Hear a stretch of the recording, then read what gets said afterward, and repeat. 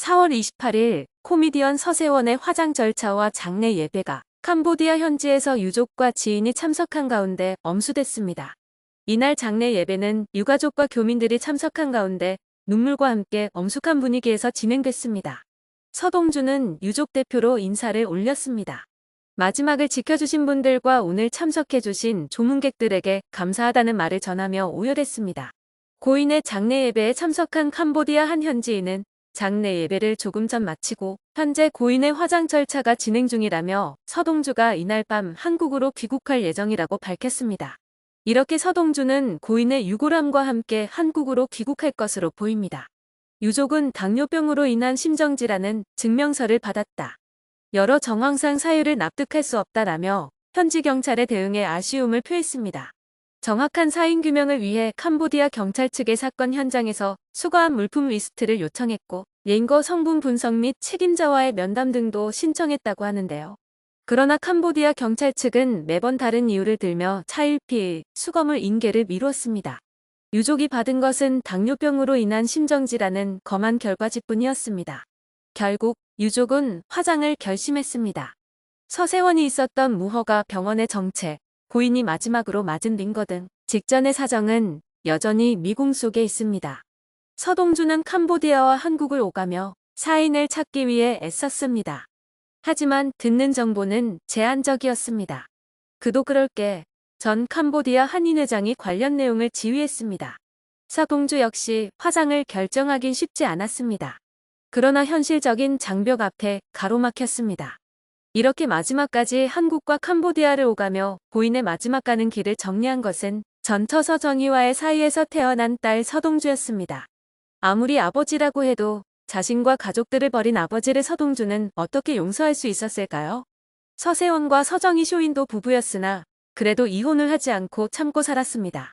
꽤 긴 세월이었죠. 그러다 이혼의 발단이 된 것은 다름 아닌 서세원의 외도였습니다. 서세원과 외도녀가 홍콩을 다녀왔고 서정희가 이를 알게 됩니다. 심지어 공항에서 서세원과 외도녀가 함께 있는 모습도 포착됩니다. 당시 외도녀의 모습은 수천만 원에 달하는 명품들을 몸에 두르고 있었고 임신을 한 듯한 모습이었습니다. 그런데 서정희와 딸, 아들은 생활고에 오래 시달리고 있었습니다.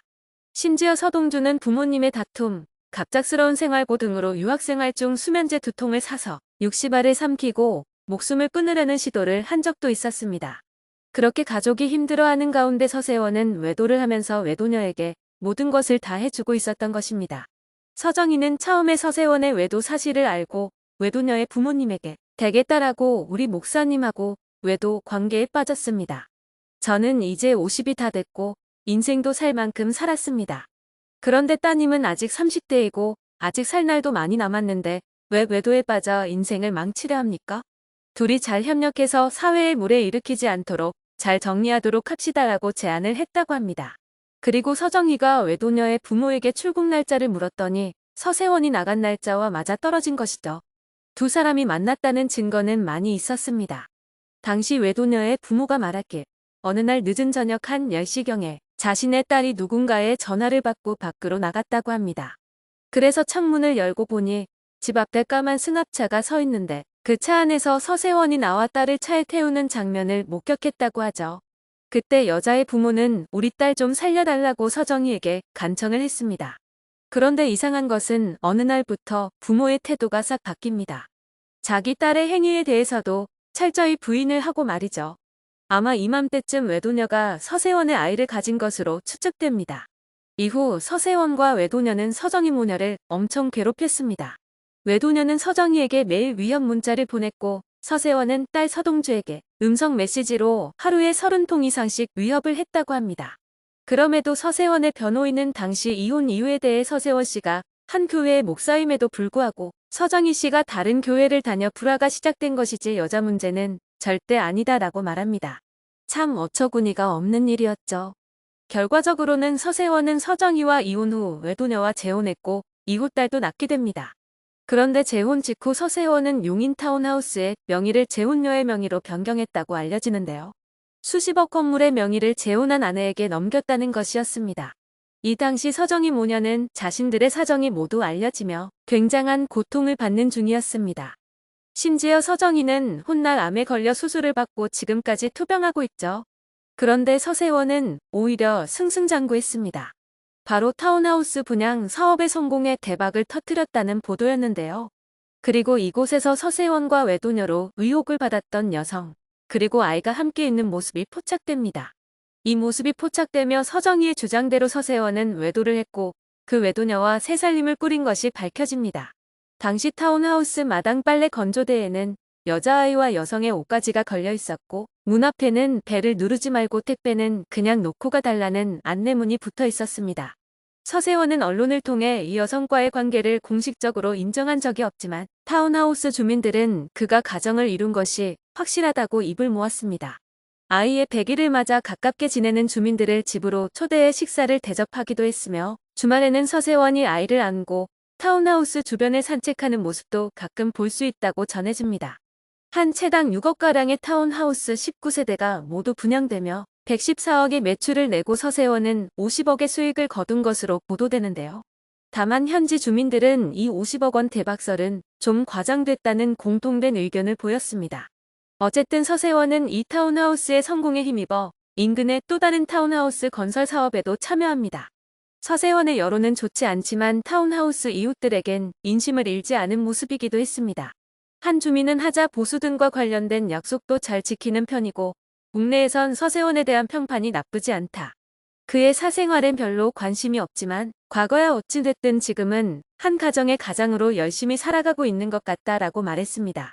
그런데 어느 날 서세원은 캄보디아에서 사업을 진행하고 있다는 소식이 전해집니다. 그러던 웃음을 갑작스럽게 잃게 되는데 더 놀라운 것은 그가 가진 돈이 10원 한 장 없다는 것이었죠. 타운하우스의 수익, 그가 장근석에게 매매한 빌딩으로 거둬들인 수익, 그와 재혼한 아내와 딸이 함께 살았던 타운하우스 사업장 근처의 전원주택 등 한국에서만 해도 그가 갖고 있던 재산은 굉장히 많았습니다. 캄보디아 사업에 투자하다가 수백억의 돈을 모두 날렸을 가능성도 물론 있습니다. 그렇다면 재혼녀의 명의로 돌려두었던 재산들도 모두 날아간 것일까요? 이 재산의 행방은 아직 밝혀지지 않았습니다.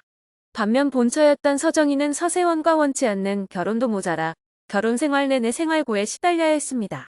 과거 서정희는 교회를 운영하며 남부럽지 않은 부를 자랑했지만 이는 모두 꾸며진 것에 불과했습니다. 서정희는 운영했던 교회에 대해 적자 교회임을 밝히며 재정에 여유가 없다고 밝혔었습니다.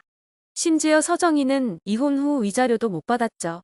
그런데 결국 그의 재산은 모두 재혼녀의 명의로 돌려졌고 서정희는 이혼을 했기 때문에 서세원이 유산을 남겼다 하더라도 받을 수 있는 방법이 없습니다. 그가 그만큼 재산을 모으는데 가장 큰 기여를 한 것은 서정희인데도 말입니다. 서세원의 사후 알고 보니 그는 재산이 없었고 남들에게 돈을 빌려야 할 정도로 힘든 삶을 살고 있었다고 전해졌는데요. 그런데 생전 그가 활동하던 모습이 담긴 영상에서는 고급 외제차가 보여 또 다른 의문이 제기되고 있습니다. 재산이 없다고 전해진 것 치고는 이 자동차들은 억대를 자랑하는 굉장히 비싼 자동차들이었습니다. 그렇다면 여기서 또 하나의 추측이 생깁니다. 사업을 진행하면서 얼마 전까지만 해도 그가 재산이 그래도 있었던 게 맞지만 세상을 떠나기 직전 생활고를 겪게 되었다는 것이죠. 즉, 그의 재산이 누군가에 의해 빼돌려졌다는 것입니다. 그리고 이 배우로 현재 지목되고 있는 인물이 바로 계속해서 이야기가 나오고 있는 티모 씨입니다. 이는 어디까지나 온라인상에서 떠돌고 있는 추측이기에 어느 정도 한 걸음 물러서서 객관적으로 봐야 할 필요가 있습니다.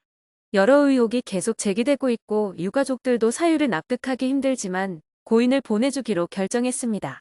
유해가 한국에 돌아오는 대로 한국 코미디언 협회장으로 장례가 치러질 예정입니다.